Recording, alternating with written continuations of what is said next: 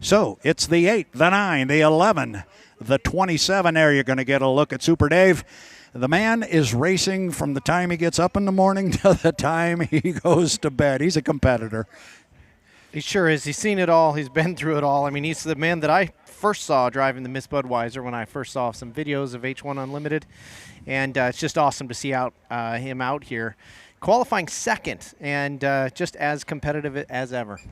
Yeah, and this is interesting to me because last year when we were here, we commented on the fact that when the boats came on the race course for their preliminary heats in the final, he always just stayed at the dock. He was the last boat by a minute and a half to even start to spool the motor and to come away. And I noticed with the camera there, he was first boat away from the dock this time. 4:30 until our start. I mean, he's probably forgotten more than a lot of these drivers will ever learn when it comes to strategy on the race before the race. So but he's definitely changed it up on us, where he, like you said, he sat on the dock until exactly 3 minutes and then pulled off.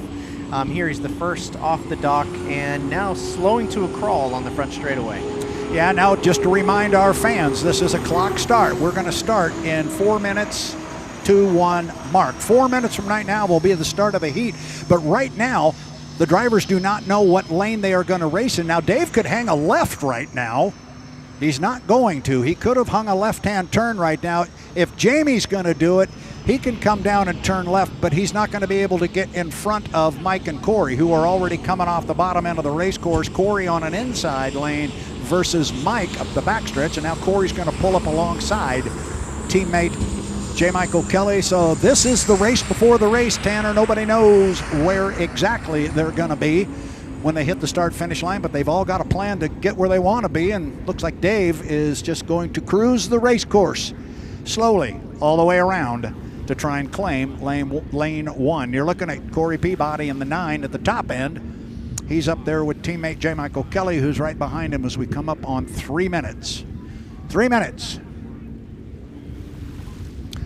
Now, while the two most assertive boats, the Beacon Electric and Beacon Plumbing boat, the white and red boat out front there, are teammates, you never know how much communication there really is. Is there a plan within the tent of, okay, you take lane 1, I'll try for lane 2, we'll gear for those lanes, or do they, are they 90% open in the tent and they leave that last 10%?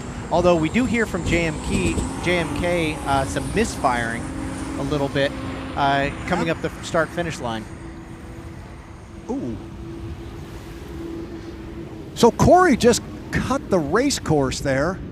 I believe that was... Just checking to see where he cut across the race course to go to the backstretch. So he is on the back. To answer your question, I'm sorry, I got distracted by where Corey cut the race course. By where he went across, I was just checking on a course map to make sure he was okay. But to answer your question, I think this is very much an open competition between the two. I don't think there is a plan between the two because, quite candidly, they are number 2 and 3 in national high points. They both have a shot to win, and there's literally a handful of points between the two. Between the two boats, there are 2 points between them. So anything is open here as we come up on a minute 30. Our score up is 1:15. That means the boats can't cross the start-finish line until 1 minute and 15 seconds. It's going to be Jamie Nielsen coming down here first. He is going to be on an inside lane, and then we'll keep an eye on Corey and Mike as they're coming up behind. We are 1:15. It appears to be a legal score, but everybody is rocking and rolling with the exception of Dave Villwalk. And so Villwalk's going to put himself on the outside, and clearly, Tanner, it appears as though that's where he wanted to be. He didn't even try and get in this mess and mix it up for an inside lane. He seemed pretty happy with that, but the speed they've got to go to get from the 1:15 score up around to a proper start is still impressive. I mean, they're still driving through hallways and shooting rooster tails through the corners. Yep. It's going to be interesting with the start-finish line so far down the straightaway.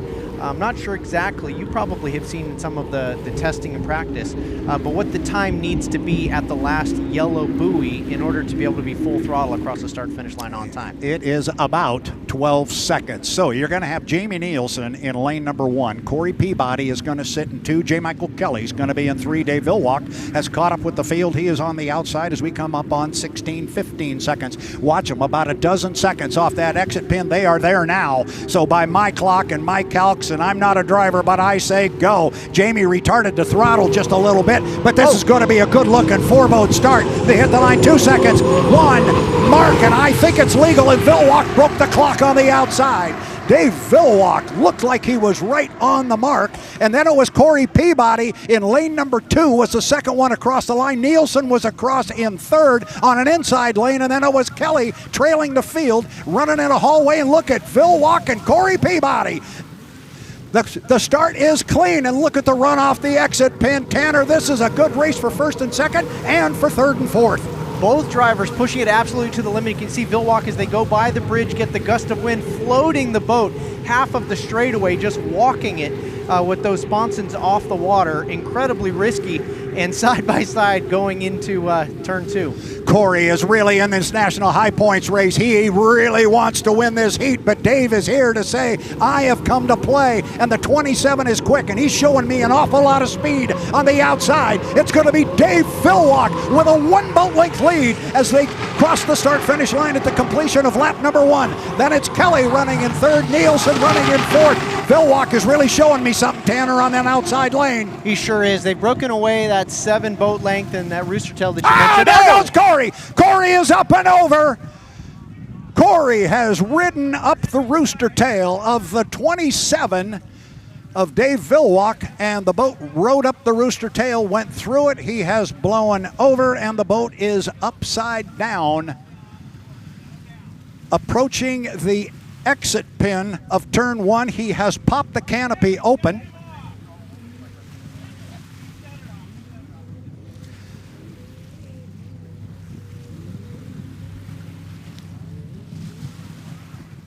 So the rescue boats are headed over to Corey Peabody, who unfortunately rode up the rooster tail. He's out. Of the 27. He's out. And the rescue sleds will find their way over. An unfortunate start here to our H1 Unlimited Racing, because, Tanner, we had a good one going. A couple of our guys were really going, and Dave was really showing me something on the outside lane. He was staying right with Corey, and Corey had the lane position on him. He did. Corey had locked in that number 1 lane. Like I was saying, they had broken far enough ahead they could move all the way to the inside. That means Dave could be in lane number 2, and just didn't see it. You can see the rollers over in that area, and you just wonder if the wind direction is just in the right spot where, or possibly he skipped off the water in some of those small white caps in that area next to that large rescue boat. So I think we're going to queue up a replay here. We've got a shot from a drone, which is going to give you a pretty good look at the lanes as the boat. Here's from the ground, or the water level view, and you see Corey getting caught in the rooster tail, and as close as he was to Dave, once you get into that rooster tail, and you see Corey slide out a little bit there, and then he got into the rooster tail, and it's all over at that point. Yeah, so then there's the question of, did Dave leave the lane in the following buoy, or does he just get a huge amount of grip right there essentially and cut in? But if you look at his distance from buoy to buoy, yes, he pinches a bit, but even when he gets to the next buoy, if they keep on playing forward, he still has left a lane open all the way to the end of that corner. Corey just attacked the beginning of the corner possibly a little bit too fast, and maybe just couldn't hang on as tight to the inside apex cones as he started the turn. And we can report officially that the H1 officials just to our left have ruled there was no infraction on the water outside of the accident itself. So they have ruled that Dave did leave enough room there for Corey. You'll see Corey here, he starts sliding out. There the front end of the boat came up, and the skid fin may have come unhooked. When that happens, you're moving to the right and going so quickly. The boat seems to, it almost seems to me that it possibly corkscrews or flexes when it hits the water. And there you see Corey getting out of the boat, and there is the signal that they are supposed to give if they are okay. That is the hands clasp above the head, which he does. And you can tell right there is some severe frustration. And there's the hands on the helmet. Again, a lot of pieces and parts laying on the water, but you don't know. What looks good is the bottom of the boat there. The hardware all seems to be there and intact. You're looking at the skid fin on the right side of the boat and a propeller and a rudder. Everything seems to be good there. In Seattle, we saw them throw parts and pieces all over Lake Washington, but it was all cosmetic. And they were able to get the boat back out on the water literally under an hour. So it's going to take a while. The boat's going to have to get towed all the way back to the pit area, and they were literally as far away from the pit area as they could possibly get down there in turn one. Here's the angle that we saw. Boy, it's just about 3/4 of the skid fin comes out of the water. And I mean, is that usually enough? I mean, obviously that skid fin's made to hold 60,000 pounds. And if you take 2/3 of that ability away, you're going to go for a slightly wider radius corner at 150 miles an hour. That's exactly what it is. And it's a great call because you don't have all of it in there biting, and you're banking on all of it biting when you got a 7,000-pound race boat going almost 180 miles an hour just outside your right side window. And boy. Now here's the twist you're talking about. And it sure does twist it. And obviously these boats are just incredibly rigid and incredibly strong. A lot of the motion you see is in the rear wing or spoiler back there flexing. But then, of course, that just gets destroyed when the rear of the boat hits the water. But you can see right here when it touches initially, you see that kind of rear. I mean, what is that? What do you call that besides just a wing or a spoiler? It's on the back of the boat. Yep. We just refer to that as the wing, and the fairings are the verticals. You can see that flex as it hangs on for life, but then once the back of the boat hits, it's all gone anyway. So hopefully that's just cosmetic.